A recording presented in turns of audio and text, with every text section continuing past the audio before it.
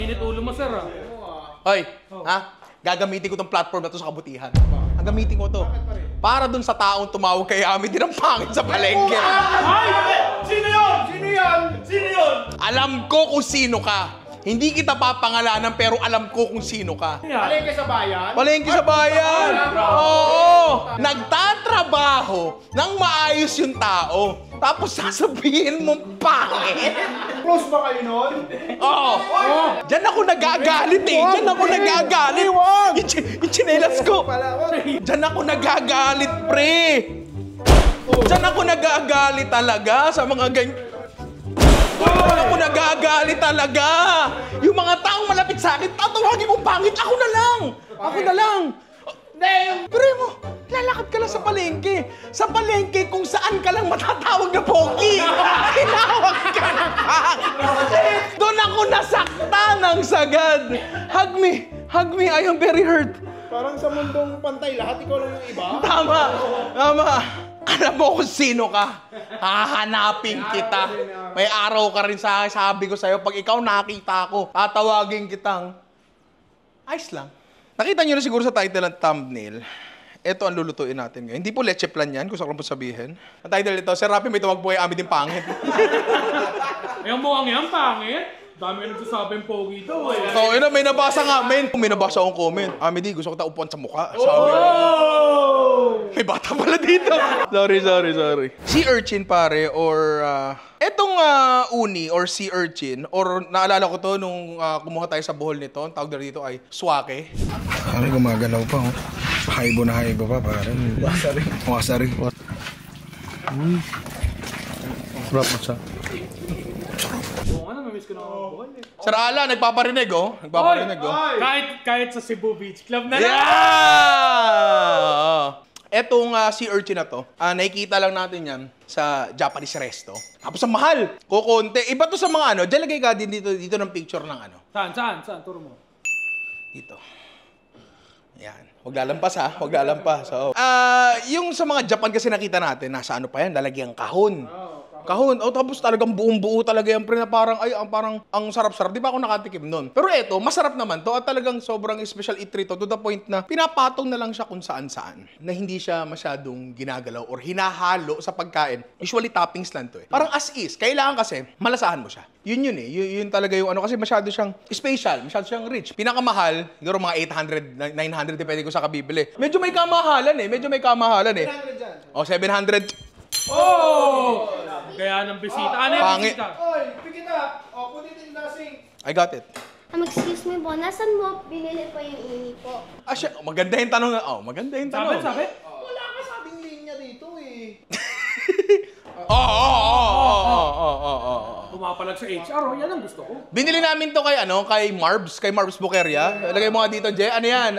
Tropa namin yan, kasama sa camping yan. Overland family. Yes, oo. So ako, eto pinakagusto ko tong kinakain, as is lang. Like, ganyan lang. Nilalagay ito sa mga sushi, ganyan.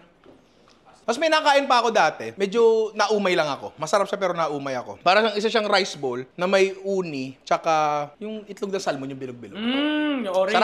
Sarap. Naumay lang ako kasi ang dami masyado. So talagang kinakain lang to, konti-konti lang talaga. So kahit mahal siya, ang dami niyang pwedeng paglagyan na iba. Ang tanong lang sa akin, saan pa ba natin pwedeng gamitin to? Kasi usually talagang, again, tinatoppings lang talaga siya sa kung saan-saan eh. Pwede ba siyang gawing palaman? O ano ba yung mga flavors na babagay sa kanya para, ganito kasi siyempre, meron kasi mga flavors na kunyari, ito yung ingredient 1, ingredient 2. Meron dyang mas dominant. Merong, etong flavor na to, hinahatak tong flavor na to pataas. Meron naman, etong flavor na to, hahatakin tong flavor na to pataas. May ganon. Nagtutulungan silang dalawa. Meron naman, etong flavor na to, tatakpan completely itong flavor na to at magiging parang texture na lang siya o di mo na malalasahan. Ayaw natin nun. Kasi gusto nga natin, malalasahan natin yung uni. So nag-isip kami ng mga paraan kung paano ba to mas, hindi naman mas mapapasarap, kundi mas mabigyan pa natin ng gamit. Kasi ganun na lang siya eh. Toppings na lang siya eh, di ba? Para sa akin, actually, ang greatest expression nito, mainit na kanin. Yun lang, mainit na kanin, wala nang iba. Tapos konting toyo, Japanese soy sauce. Ang sarap doon, pare. Inisip ko muna, bago tayo mag-isip ng dish, mag-isip muna tayo ng flavors na babagay sa kanya. So, eto ay rich. So, ano yung mga flavors na medyo e-ekis sa kanya? o kontra sa lasa niya, mga acidic na bagay. Meron sa atin, kinikilaw to. Wala namang problema doon. Pero, mas malalasahan mo na yung suka. Gusto natin malasahan natin yung uni kasi biniharan natin yan, pre. Diba? Kung wala, nakalimutan ko sasabihin ko. Pero, isip namin, ano yung mga flavors na babagay dyan? Ano yung mga pagkain na medyo mahina lang yung lasa, pero parang yayakap sa kung ano man ang maibibigay nito? Ang una pumasok sa isip ko, Chef JP Angelo. Chef JP, nagluto dito sa bahay ng 1M celebration natin. Nagluto siya ng uni scrambled eggs. Ewan ko kung naaalala niyo yun. Nagluto siya nun. Masarap yun, pre. Masarap yung uni scrambled eggs na yun. Pero kasi, naisip ko, scrambled eggs? Natuto na tayong gumawa ng omo rice. Di gumawa tayo, pare, ng uni omo rice, pare. Napakasosyal, di ba? Napakasosyal. O, di sige, simulan na natin yan. Fried rice muna. Dalawa kasi ang components ng omo rice. Alam naman natin yan. Kakagawa lang natin yan, di ba? Yung kanin, tsaka yung itlog. May sauce pa yan. Doon ako sa sauce medyo nahirapan. Kung anong sauce ba ang babagay sa omo rice. Nag-decide na lang kami, sa sea urchin. Nag-decide na lang kami na wala nang sauce. Baka matakpan pa yung lasa. Ayaw natin ang gusto natin, yung lasa mismo. Kailangan maging bida ang sea urchin. Tama. So, kanin muna tayo. Simple lang itong kanin natin. Walang ketchup. May ketchup kasi ang kanin ng omo rice na ginawa natin noong karaan. Pero ayaw ko na sobra acidic kasi. Again, mawawala yung lasa ng sea urchin, pare. So, butter. Yan natin ng bawang. Who's there? Ang aga! Sea urchin ho. Si urchin. Ay, aking sinabmarin, pero siya'y bitin pa rin. Ow! Siya'y bitin pa rin. Lagay na agad natin yung kanin natin. Yan. Natin ipa-brown yung bawang, pero kung magba-brown yung butter, masarap yung pre. Ang mga Pilipino takot sa brown butter eh. Sabihin mo. Brown butter. Pilipino ako eh. Malit man ang mata ko, Pilipino po ako. Kahit 12.5% of Japanese descent ako, Pilipino po ako. Kara ni George binubulong. Mata lang daw pa maliit. Uy, kara ni George. George, alam mo, hindi niya may mapapatunayan sa'yo kasi pag nilabas niya, 12.5% doon sa insult. Okay na, tapos na tayong pagkatawaan ako. Okay na po. Next na ilalagay natin dyan, yung pampalasa natin dyan ay curry cake. Furikake. Marami palang iba't ibang klase ng furikake. Ang furikake ay halo-halong kung ano-anong bagay. May nori, may sesame seeds, tapos may granules. Hindi ko talaga alam kung ano siya, pero masarap siya sa kanin.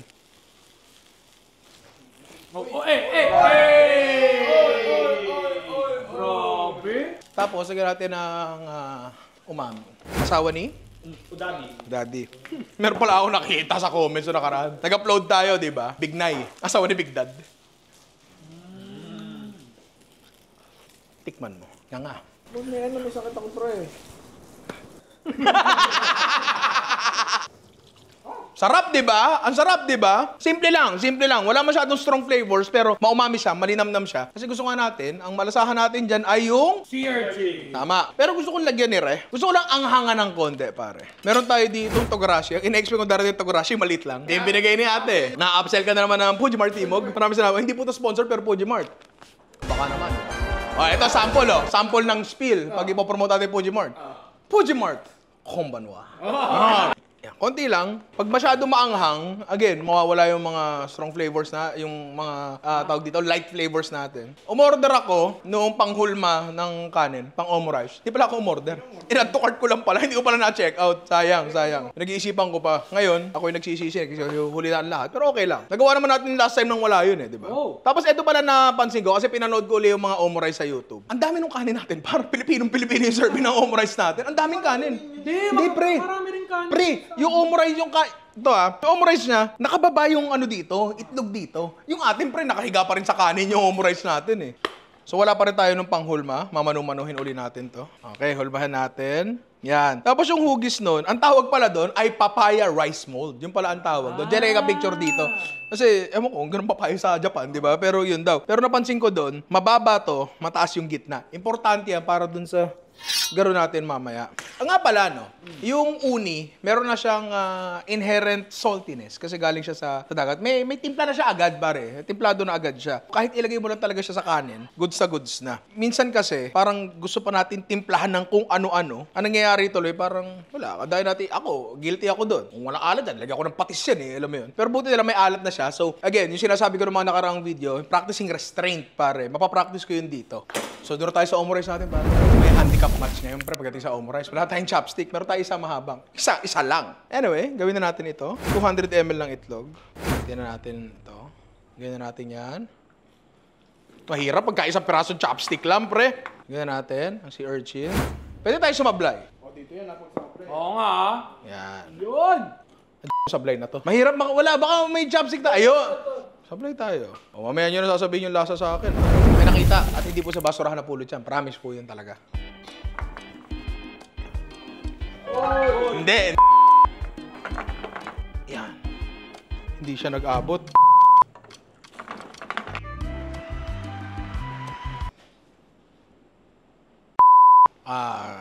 One take lang. One day, Nakakasar na, sumakay ka pa. Ha? one day na pag-ibig, parang ilan. Ay, ay, ay! Puso. Saka pa, pangit. Wow!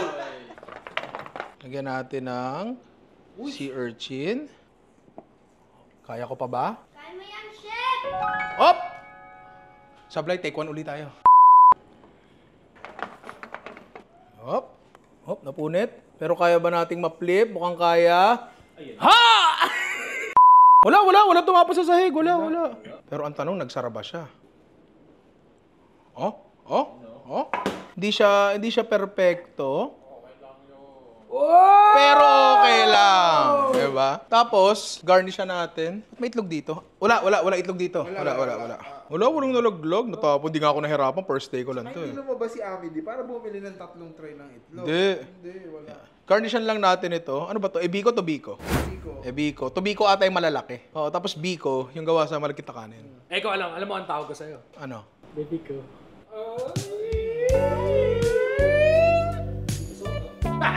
Alam mo tawag sa akin, pre? Ano? Bakit? Hoy! Hoy, hindi nakakatawa yan ha? Hindi nakakatawa yun! Nakita ko lang din, black salt. Grabe yun Uling talaga, pre, kasi may activated charcoal to. Charcoal, activate. Natapon. Tapos ano lang, spring onions lang sa taas. The magic of the first steak, pare. At eto na, ang ating sea urchin. Omurice, pare. Halos maubos natin isang tab. Isa lang yan. Isa lang ba yan? Ay, isa lang. One take lang. So, sige. Bago ko pasuntukin lahat ng nasa production na to, tikman na natin yan. Pero bago yan, Jerome, soma ka muna. Konti lang.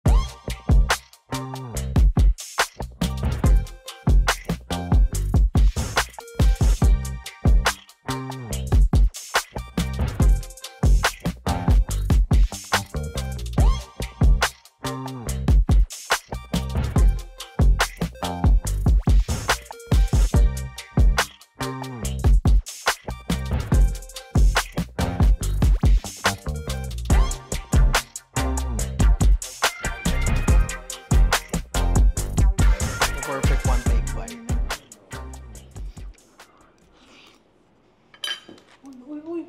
Uy, grabe! Sobrang! Uy! Oh my gosh! Japanese water. Water eh. You, because you gave me water, come here. You like it? Okay. Sit down again. Dad, I also want to taste that. Ayun sa'yo. Ha? I also want the orange one and the green one. Ipakainin ng Crayola, leche. Gusto mo? Ha? Tara dito. I'm with my dad! Bawiin mo yun. Pamana niya binigay niya sa akin kasi, pre, may di ko lang, ay pre, nahahalo sa di ko lang. Sa'yo na lang. Mata ka na na sa so. Pinapahiya mo ako, ha? Diba? Sarap siya. Nice na. Hindi ko napapatikimin yung iba kasi natikman na nila kasi first steak yan. Pinaglutuan ko lang talaga sila. Ang omurice naman kasi, it's a very simple dish. Hindi siya nag-abot. Kaya mo yan, chef! Hop! Sablay, take one ulit tayo. Diba? Alam naman natin yan. Napakadali. Hindi mahirap na bagay. Kasi scrambled eggs lang naman talaga siya. Pwede mo namang hindi gawin yung ganyan. Alam mo yun? Yung omurice talaga. Pwede scrambled eggs na lang. Lagyan mo ng uni sa taas. Same effect. Walang problema. Gusto lang natin ng yabang ng konti. Pero the texture kasi complements yung uni. Yes! Yun mismo yun. The texture of the What do you call the malasado in English? Runny. Compliments yung uni talaga. And yun yung natutunan ko actually kay Chef JP. Kasi nung ginawa niya yan, ano siya, masarap siya. Kapag pag in-overcook mo, yung scrambled eggs, nagtutubig. Ganon din ang uni. Pag nainitan siya, actually magsasabaw talaga yan. Magsasabaw ng konti. And ayaw natin umabot sa ganong punto. So eto, basically this is just scrambled eggs with uni na medyo mahirap lunukin. Hindi dahil, not literally. Kasi high class ingredient, diba? Itlog, mura, basic, diba? Pero kasi, kailangan bigyan natin respeto ang itlog. Itlog ang isa sa pinaka-versatile na, if not the most versatile ingredient sa buong mundo ng culinary, pare. It makes a lot of sense na isama siya sa isang siguro, I would say, non-versatile ingredient tulad ng uni para ma-stretch yung possibilities niya. If a-apply mo lang siya ng konting effort, tulad nga ng omo rice, or kahit di na omo rice, pre, kahit yung running na scrambled eggs lang, kahit yun lang, di ba? Pwede nga yan. Sayang, hindi kami bumili ng extra itlog kasi one take lang talaga kami. Papakita sana ako ng ng isa pa na... Sige, pakita tayo. Para lang patunayan, typical na scrambled eggs lang, pre. Ano lang, halu-haluin lang din natin. Tulad lang din nung kanina. Pre, scrambled eggs. Lagay natin sa kanin, di ba? Basic. Lagyan mo ng sea urchin sa taas. Lagyan mo ng ebiko sa taas. O, diba? Ang ganda pa rin na itsura, pre. Hindi mo kailangan gawin yung technique na yun. Pinakita lang talaga namin yun kasi... Mayabang kami. Tsaka one take lang yun eh. Hindi naman ako ngulit doon. Halos isang tabi, binubos natin sa first dish, pare. Ganon din ang lasa niyan. Walang naiba. Talagang iniba lang natin yung form factor. So, hindi katulad ko na one take lang yung omo rice na hindi kami nag-ubos sa ingredients para sa... Wala. One take lang yun. Hindi 7 takes yun. Nga lang, pag ganyan yung ginawa mo, hindi ka masasabihan ng mga tao na ako nga 2 takes ko lang ginawa yan eh. Hindi ka masasabihan ng mga ganon, di ba? Ganon pa rin naman lasa niya. Pinakita ko lang na pwedeng mas madali, pwedeng mas mahirap. Pero katulad nung nag-viral na clip yung sa pelikula ng Mortal Kombat, I don't want peace. I want problems. Always, pare. I don't want peace. I want problems. Always. Mortal Kombat yun. Doon tayo sa pangalawang dish natin at eto, medyo mahirap-hirap ng konti. Natututo.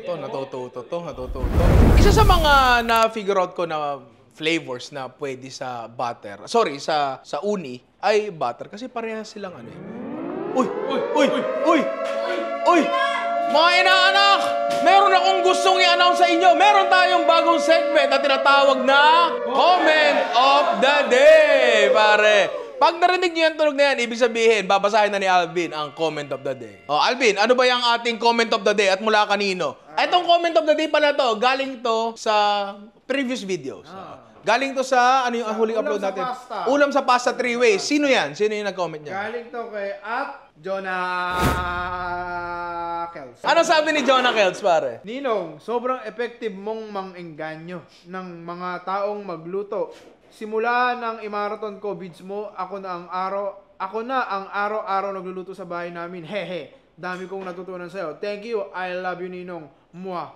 Una sa lahat, John Ackles, na humihingi ako ng paumanhin sa'yo kasi nagdagdag may trabaho mo sa buhay. Imbis na tumatambay ka na sa bahay, nagluto ka pa, di ba? Imbis na nagdodota ka na lang. Pero maraming salamat sa comment mo. Napakaganda and nakakatuwa na na-inspire ka. Ako, natutuwa ako kasi yun naman talaga yung point namin dito to get more people in the kitchen, pare. At isa na si John Ackles doon, pare. John Ackles. At kung gusto nyo pang ma-feature sa comment of the day, ano ba iba nyo kailangan gawin? Mag-comment lang. Yun lang. Mag-comment lang kayo. Hindi, like of the day, pre. Ang dami nun. Libo-libo yun, di ba? Comment of the day kailangan medyo maganda. Pwede nakakatawa. Pwede nakakaiyak. Pwede nakakaasar. Pipiliin namin yan. Oo. Pero huwag nyo na tatawagin na pangit si Amity. Lalo pag nasa palengke ka, ayan na naman ako! Anyway, sana na-enjoy kayo sa bago natin segment, di ba? Mabalik na tayo dito. So, butter at uni kasi, pag i-describe ang lasa ng uni, buttery, hindi yung energizer ma-butter, hindi baterya, ma-butter siya. Ngayon, kapag nakagawa tayo ng uni butter o butter uni, pucha, saan damakmak na application na pwede niya, di ba? Ang dami na, sobrang dami na talaga. Ang gagawin natin ay compound butter. Maraming paraan para gumawa ng compound butter. Kunyari herbs. Durutuin mo yung butter, tutunawin mo, may herbs doon, tapos papatigasin mo uli. George, punta ka nga doon sa rep natin. Meron doon yung parang bilog na butter na 2 buwan na ata doon. Pakita lang natin sila ng sample ng compound butter. Sige, bato mo dito. Pinasa! Kayo lang, pre, di ba? Ito ang isang klase ng compound butter na 2 buwan na sa rep, di ba? Ngayon, ayokong initin yung butter para i-combine natin sa kanya yung uni kasi magtutubig nga yung uni. Ayaw natin nun. Ano, maluluto rin. Oo, di ba? Gusto ko, ihalo ko na lang siya dito sa softened butter, medyo malambot na yan. Ayan, oh. Buka natin kung mahalo ba ng maayos. Ngayon, ang ginawa ko, dinrain ko siya kasi medyo matubig ang uni. Galing dagat yan di ba? May joke sana ako kasi andyan si Anye. Ito yung joke ko. Shota mo nga, hindi galing dagat pero matubig And hopefully, kahit medyo matubig yung uni, mahalo siya ng mabuti. Di ba? Softened butter. Alam ko na. Mas mataas para mas nakahalo natin mabuti. Actually, meron sana mas madaling paraan doon. Pwede nyo i-whip. Pwede kayong gumawa ng whipped butter. Pwede yun. Ang problema doon, nag-i-incorporate siya ng hangin and hindi siya tumitigas ng solid na solid kasi may hangin nga siya. So, nagiging spreadable siya. Hindi siya gumagana. Ayoko nga sana talaga siyang initin. Kasi nga, maluluto yung uni. What if sa lukewarm water? Double boiler. Okay, try natin. Pakulo tayo tubig. Cut mo muna.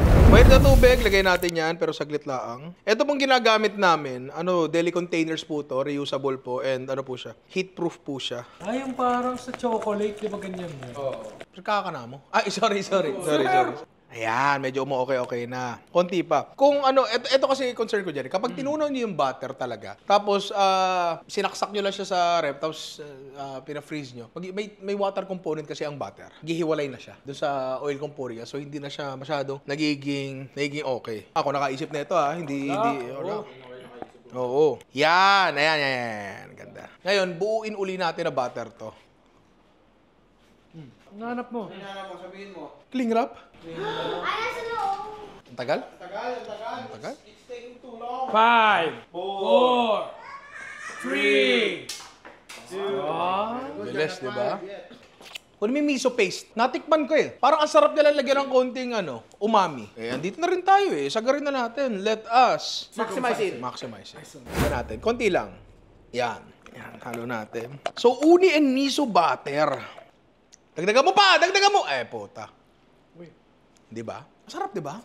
Sa tinapay. Pwede. Hindi kita papagalitan doon. Lagay natin dyan sa cling wrap. Kahit ilagay nyo lang ito sa normal na lalagyan, wala namang problema yan. Ito lang talaga yung nakakalakan ko. 2 years old pa lang ako, ginagawa ko na ito. May di pa kilagay sa rep to. George, tikman mo. Di ba? Ang sarap. Tikman mo. Tinapay ito talaga. Tikman mo. Ang sarap. Di ba? Ikaw, tikman mo. Ang sarap. Di ba? Masarap siya. Malinamnam. Ano yan? Wala ko naman yung tilapia. Hindi. Sige. Pag yan, tilapia Pre, tira to ng content. Kaya ka may sipon. Yan. Tama. Bakit nga tayo gumawa ng butter? Kasi, Pangit. hindi ako yun. Arbor ko na.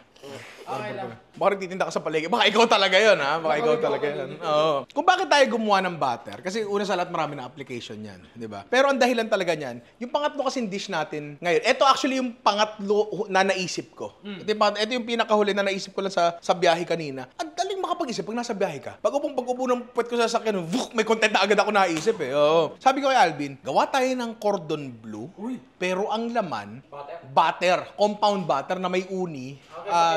Kesa keso. Nilaro ko pa sa isipan ko ng konti yun, hindi pala cordon bleu ang tawag dyan. Ang tawag dyan ay chicken Kiev. Oo, meron talagang particular na dish siya ganun. Mula sa Ukraine yun, sa bansa ni Dendi. Oo, chicken Kiev. Technically, parang siyang cordon bleu pero butter yung laman. Ang problema sa chicken Kiev, mga nakita ko hindi pa ako nakakain nito. Pero madali namang i-imagine yung lasa ng butter at manok. Pero sa lahat na nakikita ko, butas siya sa gitna. Asa ba yung cellphone ko? Kasi kapag niluto mo yung chicken, nalulusaw yung butter, di ba?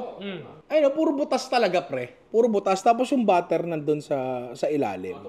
Tumatapod. Tapos, kung di ako nagkakamali, yung butter nila ay merong kung ano mang dahon. Hindi ko nalalagyan nun. Kasi Kiev na yung madali na yan. Siyempre, ang gusto nga natin lumabas sa lasa dito yung uni. Ngayon, kung bakit ko napili itong bagay na to, yung dish na to. Kasi, una, meron na tayo recipe para sa cordon bleu na hindi tumatagas yung gitna. Diba? Nagawa na natin yan. So, ideally, kapag naluto natin to, nasa perfectong mundo tayo, paghiwa natin, dun palang lalabas yung butter. Ganun siya. Kasi talagang selyado siya. In theory, pare. Kapag matabang yung protina natin, tapos yung lasa natin, kasi yung sarap ng compound butter na pinadilaan ko sa inyo, putya pre, masarap to, di ba? So, ano bang kailangan natin gawin? Gawin na natin to, pare. Tapos papakita ko sa inyo dito kung paano yung natin. Cordon bleu natin na walang tulo, pare. Hindi tulad ng tropa mo. 1 kilo na chicken breast fillet na tinanggal namin yung balat, tapos cubes na namin, pare. Kailangan natin ng food processor dito. Gagana rin naman kahit giniling na manok talaga yung gamitin nyo. Pero para dito sa pagkakataon na to, talaga kailangan natin ma-encase yung liquid na butter, yung mantika sa loob ng manok. Kailangan talaga sealed na sealed siya. Pero I anticipate na may konting tatagas pa rin dito. Kalahati ng manok natin, so 500 grams roughly, lagay natin sa food processor. Asin, pare. Lagyan natin yan. Gilingin natin. Hindi lang basta magiling, kailangan talaga natin to lumagkit. Habang ang giniling hindi yan malagkit, pero ang pinrocessor na ganyan, malagkit na malagkit yan. Pwede naman yan, kunyari giniling na manok lang na bilhin nyo sa palengke, lamutakin nyo na lang ng matagal, lalagkit din yan. Malaking tulong din kapag malamig yung karne nyo. Para sausage making lang yan, kasi pinalalagkit natin itong part ng karne na to para pagdikit-dikitin itong part ng karne na to. Ngayon, para lang mas malagkit, kuha tayo ng cornstarch. Yan. Konti lang, mga 2 tablespoons lang. Okay. Check natin kung malagkit na. Kung sino mo makaburo sa spatula na to, siya maihihari. Teka, hindi ko tinignan kung anong hari. Hari lang nito. Itong 1 by 1 na yan. Kailangan natin dyan, kasama ng mga chinap na manok natin. Paminta. Tapos, para mas lasang manok natin. Chicken powder, pare. So, magsasamahin lang natin yung dalawa. It also helps na yung mga cubes ng manok nyo ay pipiin nyo ng ganyan. Kasi pag pinipin nyo siyang ganyan, mas kakapitan siya ng pandikit natin kasi mas mataas yung surface area. Pero hindi natin nadudurog yung fibers. Kasi gusto lang naman natin dito yung nandun yung fibers eh. Para hindi siya parang chicken nuggets sa puro giling. Alam mo yun? Pero kung gusto nyo yung puro giling, kayo, di ba? I-rep muna natin to habang hinihintay natin tumigas yung ano natin. Yung butter natin. Tapos buuin na natin, pare. Matigas-tigas na to, pare. Pero alam mo, ano mas matigas pa dito? Ano? Etong Ninong Ray Cookbook na to, para na available na sa Shopee, sa Lazada, sa Book Sale, sa National Bookstore, sa Polybook, sa Pandayan Bookshop, at sa isang random na bookstore sa Amerika. Hindi pa natin alam. Hindi pa rin natin alam, The di ba? Bookstore. Ha? The Bookstore. Alin? US Bookstore. Alin? Ha? Sige. Anyway, available na to. Kung gusto nyo bilhin nyo. Kung ayaw nyo, okay lang. Wala namang problema. Maraming salamat sa support ng mga inaanap. Sa American Bookstore. Check lang natin kung naging butter ba talaga uli siya. Kasi marami tayong inintroduce dito eh. Hello. Kitang-kita mo yung mga uni. Sa mga nakakaalala itong technique nito mula sa The Cordon Bleu Theory, kinain po ni Luna yung cordon bleu natin. Masyado marami. Sakto lang. Ganaire. Kunin lang natin yung ganyan shape. Tapos make sure natin na walang butas. Kung may butas, wala, ganyan ang bulkasil ha. Kunin natin ito. Yan dulo. Ayun oh, pre. Kitang-kita mo yung uni oh. Diba? Yan. Okay. Ngayon, sarado natin to. Making sure na dito, talagang ano siya, selyado siya. Huwag kayong mag-alala kung hindi naman sobrang selyado dyan. Kasi ano naman yan, magbalot pa ng harina yan, tsaka breadcrumbs. Pero maganda na dito pa lang, sarado na siya. Rekta na to. It is? Direct. It is Get Rec Show. Namimiss ko na yung Get Rec Show. Tagal lang di gumagawa ni Boss Wrecker. Actually, magandang i-freezer pa talaga to. Pero ilalaban ko na to. Ilalaban ko na to ng walang freezer. Check nyo mabuti kung may butas. Mukha namang wala. Pero again kung i-freezer nyo to ng saglit, wag totally frozen kasi may hilaw yung gitna niya. I-freezer nyo to ng saglit, mas maganda yung resulta. Natin sa harina, sa itlog na may halong beaten egg na may halong tubig. Yan. Tapos sa breadcrumbs, dahan-dahan uli, sa itlog, sa breadcrumbs uli. Available na yung 2 mong kamay. Pwede mo nang ganyan rin yan. Tapos i-keep mo yung form niya. Ayoko siya masyadong patagalin sa mantika kasi baka tumagas. Pero kung iisipin nyo, may ganyang butter doon, tapos yung manok doon, mga around ganyan lang din kanipis. So hindi siya ganun kakapalan. Oo, palagay ko, saglit lang naman siya. May nakita kayong tagas? Wala, di tulad ng tropa nyo, di ba? Excited ako dito Parang, ewan ko kasi nabuburingan na ako dun sa, nagawa ko na yung perfectong cordon bleu para sa akin. Hanggang doon na lang ba siya? Nagawa na nating nuggets, nagawa natin kung ano-ano. Ngayon, ito may iba pa tayo, pare. Tsaka ito pala, ang chicken Kiev, kung di ako nagkakamali, fine breadcrumbs ang gamit nila doon. Ewan ko, hindi ako masyadong sure. Pero kung gusto nyo, dikdikin nyo yan. O kaya, bili kayo ng fine breadcrumbs, yung pampandesal. O kaya, magtusala kayo ng tinapay, dikdikin nyo, yun na yun, fine breadcrumbs na yun. Okay na to? Yan. Nag-iisip ako ng Japanese mayo. Hindi. Bakit nga naman hindi natin haluan ng uli yung mayo? Ay, oo nga, no. Di ba? Gutom ba ako, pre? Uy, si Anger. Anger. Manununtok si Anger. Di, meron ba tayong mayonnaise dyan? Parang konti na lang yan, para. Ay, konti nga. Konti nga. Buti may natira pang konti, ha? Kuha tayo mayonnaise. Konti lang. Hindi ba sacrilege to? Eh sa bagay, andito nga tayo para mag-explore, di ba? Ba't di tayo pumunta sa buwan? Ba't di tayo magpunta sa Japan? Ba't di ka tumigil? Sorry. May na naman ang ulo. Hindi, kasi may tumawag kay amin yung pangit eh. Bakit damay ako? Uni butter, tsaka uni mayo. May size. Tikman mo. Hindi ko rin alam, ngayon ko lang nalaman. Tapos, hindi ko to hihiwain. Dito ko to hihiwain, pre. Kasi ang punto nito, yung butter ay tumulo papunta dun sa kanin. Subukan natin hiwain dito mismo sa kanin. Yun. O, tingnan natin ha. Kung may tatagas ha. Ayun! Ay, grabe! Grabe! Ang ganda nun! Yun ang sinasabi ko. That's what I've been saying all my life. Yun ang sinasabi ko talaga. Pare, talaga sa pagluluto, if you can think it, you can achieve it. Achieve it. Yes. So. You know, you're very greater than English. Why is it math? It's just English. Oh. Ba't parang wala na-impress? Ulitin ko ha! Ulitin ko! Oh. Thank you. Thank you. Ninong Ray, para sa Senado, walang magugutom kahit biyanan mo.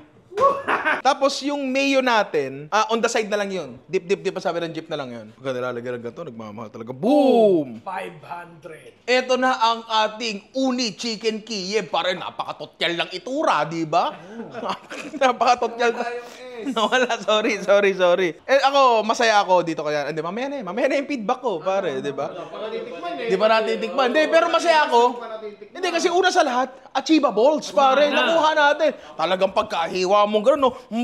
Lumabas lahat ng ano talaga, butter. Ba't ganyan labas? Parang iba yan ha. Hindi, kanya-kanya labas lang talaga. And anyway, pare, tikman na natin yan. Pero bago natin gawin yan, Jerome, sumo ka muna. Konti lang.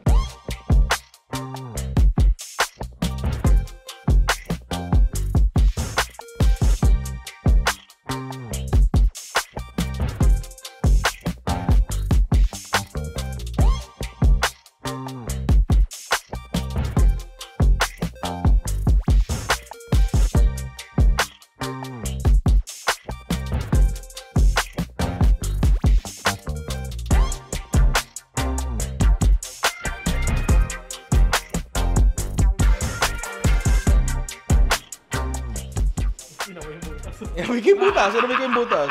Si-chaseran ko agad dyan ng kanin, ha? You did it again. You did it. Iyak po. Papa, ba't mo binasag yung Game Boy ko? Halika dito. Halika dito! Wala muna mayo. Ha? Wala muna mayo. Nagreklamo yung bata. Hindi, buo. Para makuha mo yung ano. Tapos, agad-agad yan, hahabulan natin. Yung kanin.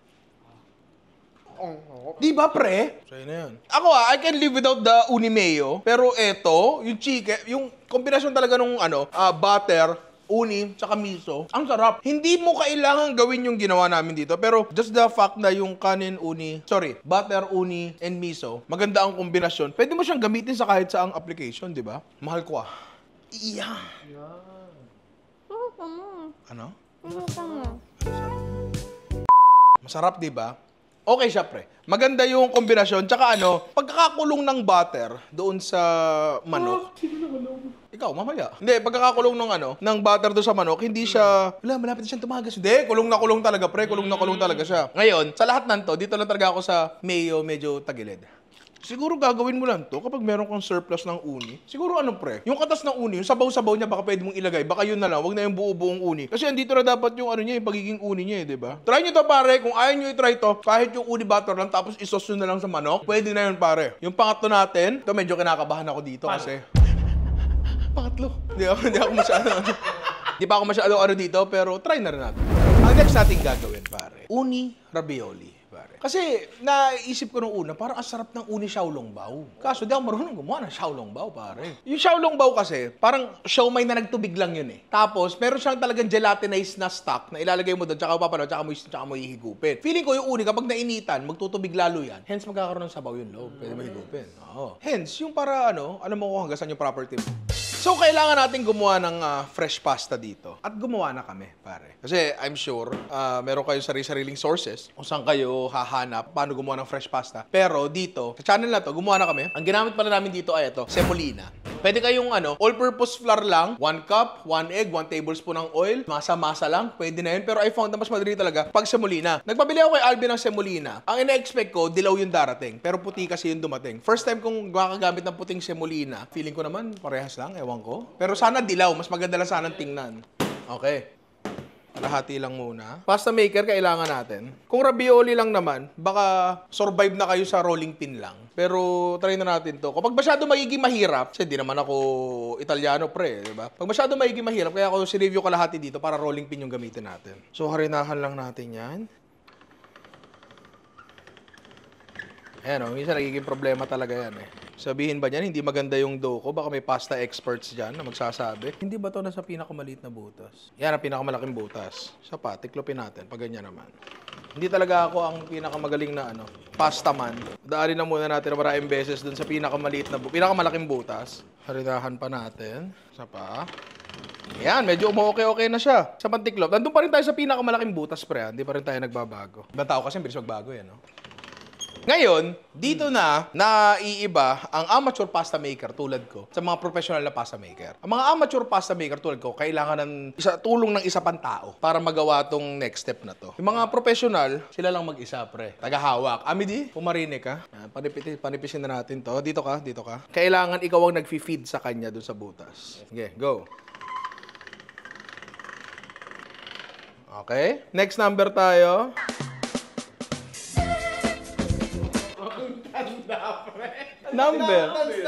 Dance number. Pero dalawang na anak ko diba? Yan, pahaba siya ng pahaba at panipis din siya ng panipis. Currently, nasa number 6 tayo. Ito, mamaya natin galawin yan. Ayan na. Masyado na siyang manipis, pare. Palagay ko, okay na to. Ngayon, ito problema dyan. Masyado malit lamesa natin. Magkakadikit-dikit. To, harinahan agad to. Tuloy lang natin to into manageable pieces. Yan. Hindi talaga biro gumawa nito, ha? Okay. Ito gawin natin. Ewan ko kung tama ba ito, ha? Yan natin dyan. Sariling tekniko na lang to. Yan natin dyan. Para lang malinyahan. Para lang alam natin yung limits natin. Hindi ko ano lang to. Nanguhula lang ako. I mean, gets ko yung konsepto kung paano siya gawin. Pero ginagawa ko lang siyang medyo mas madali para sa akin. Actually, no? Kung iisipin mo, wala namang problemang sumobra sa labas siya. Kasi ikakat mo naman eh. Diba? Palamanan na natin to. Masyado marami ata to. Yan. Ganyan lang. Nandiyan lang talaga sa gitna. Ayan, yung sinasabi ko, kailangan hindi siya sumobra doon. Moment of truth. Yan, ganyan. Okay. Yan. Sorry po, hindi talaga ako eksperto sa larangan to. Naglalaro lang po ako, tapos nagkataon lang po nanonood kayo. Tapos, tanggalin natin to. Ang pangit lang ng niya, ang flat niya, hindi ganti mo. Ang bakit na naman? Sorry. Pre, hindi siya ravioli. Okay lang, hindi ka naman Italiano. Pero kapag tinignan mo, well-sealed naman siya. Diba? Mukha naman siyang hindi tatagas. Tirahin na natin. Butter, pare. Tapos, naisip ko lang, meron tayong ginawang unimiso butter dito. Gamitin na natin, di ba? Damihan natin. Ang idea dito is magsasabaw siya, magkakatas siya. Pero at the same time, may enclose siya sa loob para pagkagat. Para siyang Xiaolongbao. Kasi nga Xiaolongbao ang inspiration nito na hindi ko kaya. May mga nagtatanong pala sa akin. Madalas tinatanong sa akin to eh. Ninong Ray, meron ka bang hindi kaya lutuin? Ninong Ray, meron ka bang hindi kaya lutuin? Marami po ako hindi kaya lutuin. Una sa lahat, Xiaolongbao. Pangalawa, adobo ng nanay mo, di ko kaya lutuin yun. Tama. Lagay na natin dito sa tubig. And hopefully, hindi siya magdikit-dikit kasi mali ata yung ginawa ko. Manipis lang to eh. Hindi ba? So, basta maluto natin yung starch, ma-ensure natin na sara siya, pwede na to. Pero dito, sa tubig, walang kumatas, pre. So, ibig sabihin, maganda yung sealing natin. Lagyan natin dyan. Ay, mukha naman, pre. Mukha ba ravioli? Utuin mo pa ako, dali. Tapos, dapat to kinchay, flat leaf parsley, kaso wala kami. So, yan na lang. Parsley, kulot na parsley. Oo. Medyo nagmumukha ng gano'n, no? May mali pala ako. Hindi ko na salt yung pasta water natin. Nakalimutan ko. Lalagyan ko dito. Konti lang. Oo. Konting pasta water. Pre, medyo maganda. Rekta na natin yan dyan. Malapad ng konti. Parsley. Gago, may buo-buo pa, pare. Yan! At eto na, pare, ang ating uni. Ravioli, pare. Masarap kaya? Alam alamin natin. Paano natin malalaman? Hirap natin yan, tapos Iuwi namin. bukas kain. Tawagin mo na lang kami kung masakit. Oo nga. Cut mo na nga. Ayoko nang gawin yung inaano. Bad trip ako sa inyo.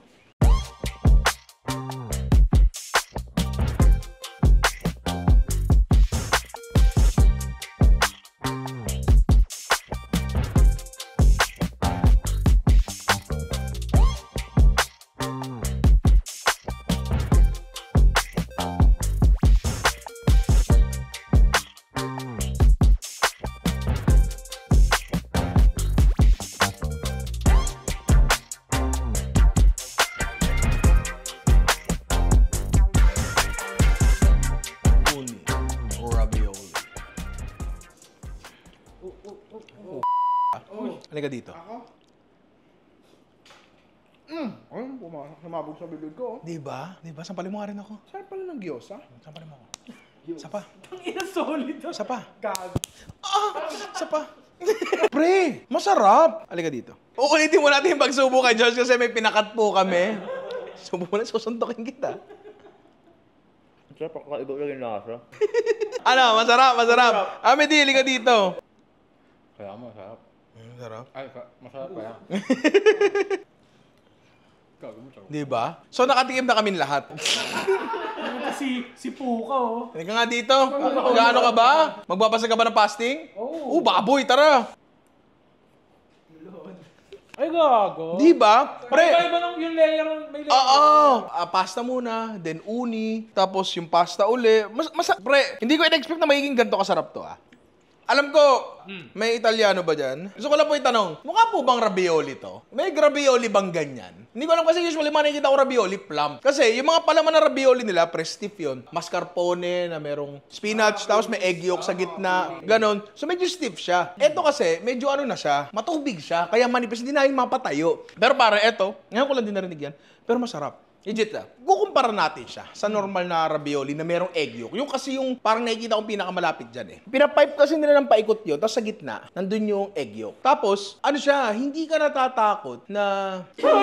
hindi ka natatakot eh, di ba? Hindi ka natatakot na mabasag yung egg yolk kasi may border siya ng ano, cream, na kung ano may matigas na yun. Dito wala. Ang tanong dyan, kapag ginawa mo ba yun sa uni, imbis na egg yolk ilagay mo sa gitna, uni, malalasahan mo ba yung uni? Kasi hindi ko alam eh. Kasi yung egg yolk, malalasahan mo talaga egg yolk. Alam mo lasa. Ang uni kasi, aminin natin, medyo ang lasa niya, delicate talaga. Kapag hinaluan mo pa ng ano yan, ng kung ano, mascarpone, kung anong keso man yun, hahalo ba? Feeling ko oo, pero hindi ako sure. Gusto ko siyang itry, pero at the same time, parang hindi rin masyadong worth it yung pagod para sa akin sa ravioli. Kasi hindi pa ako magaling gumawa ng ravioli, hindi pa ako makakuha ng magandang output. Pero willing akong practice. Ganon din naman nahahalos ang ricotta o mascarpone. Ganon din naman. And come to think of it, oo nga, baka nga gumana siya. Personally, masaya ako sa resultant to. First time kong makakita at higit sa lahat makarinig ng uni sa loob ng ravioli. Ewan ko, baka pagkukulang ko yung bilang tao. Pero, bagay siya. Initially kasi,